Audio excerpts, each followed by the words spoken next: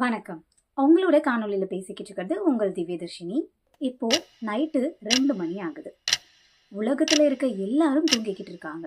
ஆனா உங்களோட மூளை மட்டும் ஏற்கனவே நடந்து முடிஞ்ச ஒரு விஷயத்த பத்தி திரும்ப திரும்ப யோசிச்சுட்டு இருக்கீங்களா? நடக்கவே இல்லாத ஒரு விஷயத்த பத்தி எப்பவும் ஒருவேளை நடந்துருமோ அப்படின்னு நினைச்சு பயப்படுறீங்களா? இப்படியான விஷயங்கள் உங்களோட வாழ்க்கைய நரகமாக்கிக்கிட்டு இருக்கா?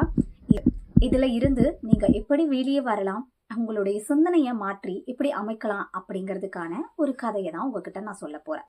இதே மாதிரிதான் மாளவி அப்படின்னு ஒரு பெண் இருந்தா. நடுராத்திரியில எழுந்து தன்னோட தலையில வேகமா கைய வச்சு இறுக்கி மிகவும் கத்தி கத்தி அழுதா. என்ன பண்றதுன்னு அவளுக்கு தெரியல. எப்பவும் அவளோட தலையில ஒரு சிந்தனை ஓடிக்கிட்டே தான் இருக்கும். ஒருவேளை இந்த விஷயம் நடந்தா என்ன பண்றது, அவங்க ஒருவேளை நம்மள தப்பா நினைச்சிட்டா என்ன பண்றது, ஒருவேளை இப்படி நடந்துருமோன்னு எப்பவும் அதோட நெகட்டிவ் திங்கிங் மட்டும்தான் அவளுக்கு இருக்கும். எப்பவும் யோசிப்பா, எதையாவது யோசிப்பா.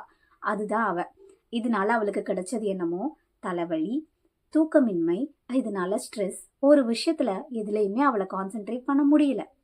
ஆனா அவ ரொம்பவே திறமசாலி. எப்பவுமே ரொம்ப நல்ல விஷயங்களும் அவளுக்கு தெரியும்.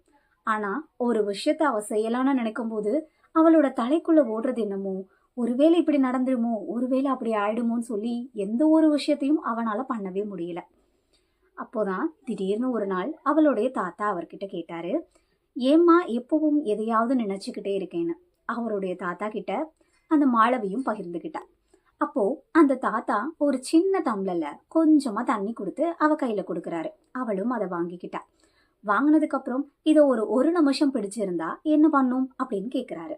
அவளும் ஒண்ணுமே பண்ணாது தாத்தா அப்படின்னு சொல்றா. இதையே 1 மணி நேரம் நீ கையில வச்சிரு அப்படின்னு சொல்றாங்க. அவளும் அதே மாதிரி வச்சிருக்கா. அவளால பிடிக்க முடியல, அவளுக்கு வலிக்குது. உடனே அவருடைய தாத்தா சொன்னாங்க, இன்னும் ஒரு 5-6 மணி நேரம் நீ இதை வச்சிருக்கணும்ட்டு. அவளுடைய கை மறுத்து போச்சு.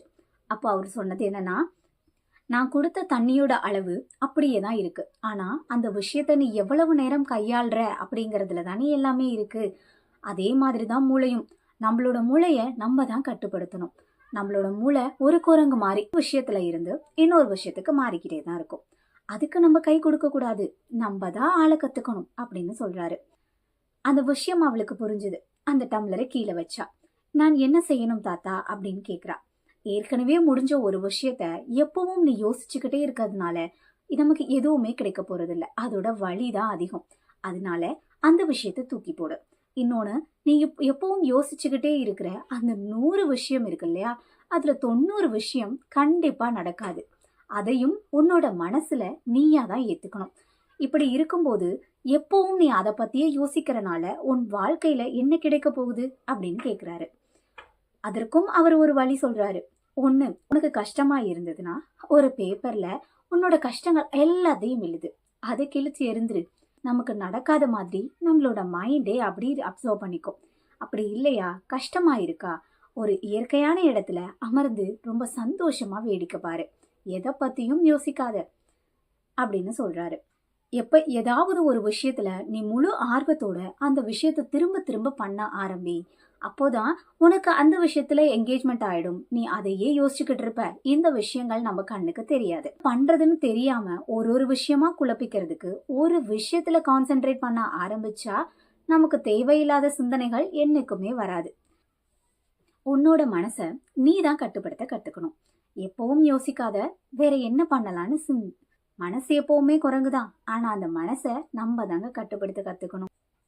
ரொம்ப கஷ்டமா இருக்கும்போது ஒரு சிலர் பண்ற பெரிய தப்பு, எப்பவும் சோகமான பாடல்களை கேட்டுட்டு அதுக்கு ஏத்த மாதிரியே ரியாக்ட் பண்ணிட்டு இருப்பாங்க. அந்த மாதிரி எதுவும் பண்ணாதீங்க. உங்களுக்கு எது ரிலாக்ஸா இருக்குமோ அந்த மாதிரியான மியூசிக் போட்டு கேட்டு ரிலாக்ஸ் பண்ண ஆரம்பிங்க. ஜிம்க்கு போகணும்னு நினைச்சா ஜிம்முக்கு போங்க. படிக்கணும்னு நினைச்சா படிங்க. இல்ல உங்களுக்கு வேற என்ன தோணுதோ அந்த விஷயத்துல கான்சென்ட்ரேட் பண்ணுங்க. திரும்ப திரும்ப ஒரு விஷயம் நம்ம யோசிக்கிறதுனால நமக்கு கிடைக்க போறது என்னமோ, மைக்ரைன் தலைவலி, தூக்கம் இல்லாம ஸ்ட்ரெஸ் ஆகுறது, நமக்கு வயசாகிறது அண்ட் சீக்கிரம் ஹாஸ்பிட்டல்ல போய் அட்மிட் ஆகுறது.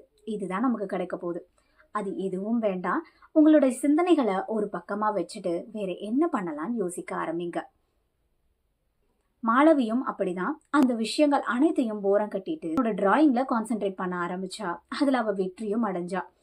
அதுக்கப்புறத்துல இருந்து அவளுடைய மனசை அவ கட்டுப்படுத்தவும் கத்துக்கிட்டா. அதே மாதிரி நீங்களும் கத்துக்கோங்க. நன்றி.